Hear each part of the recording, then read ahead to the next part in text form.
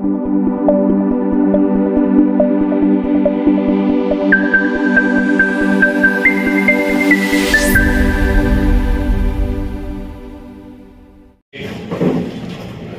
को अधिसूचित किया गया।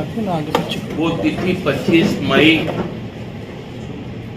होगी, जो देश में आगामी वर्षों में संविधान हत्या दिवस के रूप में मनाया जाएगा। दुनिया के सबसे बड़े लोकतंत्र और उस लोकतंत्र का जो बुनियादी ढांचा है और हमारे जो समाज के नियम कानून आईन, उसकी जो देश का हम कह सकते हैं कि जो धर्म ग्रंथ, वो संविधान है। और भारत सरकार अब उसकी हत्या का दिवस मनाएगी। इस लोकसभा चुनाव में जब भाजपा का संविधान को बदलने का नियत सामने आया, 400 पार का नारा लगा, तो लोगों में जो बेचैनी थी वो 303 से उतरकर 240 पर आ गई। और यही बौखलाहट है कि भारत सरकार, जो भारतीय जनता पार्टी के नेतृत्व में है, उन्होंने 25 जून को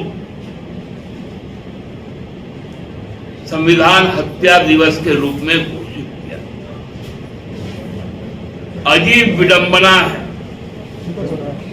जिस संविधान को हम पूजते हैं, भाजपा अब उस संविधान की हत्या करना चाहती है। पहले बदलने की बात हुई थी, उनका जो संदर्भ बताया गया कि 25 जून 1975 में जो संविधान की ही धारा 352 का उल्लेख करते हुए लाखों लोग विवश में मरने को, ट्रेन से कटकर किसानों पर आपातकाल लगाया गया, 3 कृषि काले कानून लाकर 750 लोग शहीद हुए उस आंदोलन में, 13 महीने के आंदोलन में। मणिपुर जिस दिन से चला, आदिवासियों पर आपातकाल लगा। अभी नीट पर, व्यापम पर, छात्रों पर आपातकाल लगा। हाथरस कठुआ में, मणिपुर में महिलाओं पर आपातकाल लगा, युवाओं पर आपातकाल लगा। आपने नौकरियां बंद कर दी, आप अपने सभी पीएसयूज को अपने उद्योगपति मित्रों को बेच रहे हैं। ये औद्योगिक विकास के विरुद्ध आपातकाल है। सभी संवैधानिक संस्थाओं को आपने जर्जर कर दिया, चाहे वो यूजीसी हो, यूपीएससी हो, इलेक्शन कमीशन ऑफ इंडिया हो, सेंट्रल विजिलेंस कमीशन हो,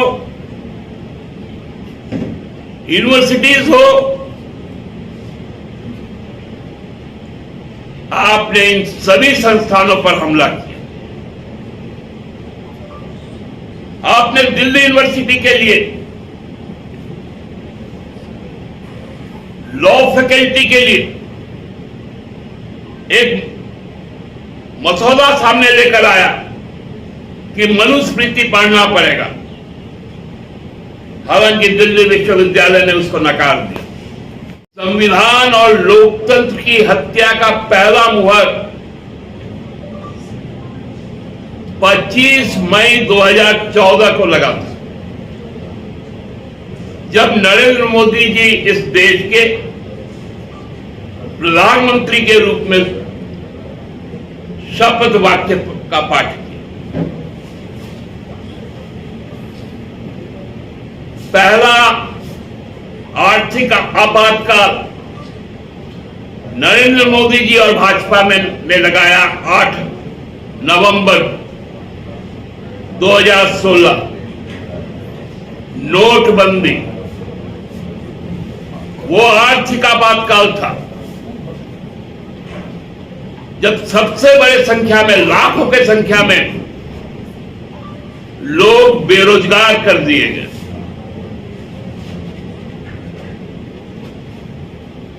फिर आपातकाल की घोषणा कोरोना काल में हुई। अचानक से बिना कोई तैयारी के नागरिक का आपातकाल लगाया गया।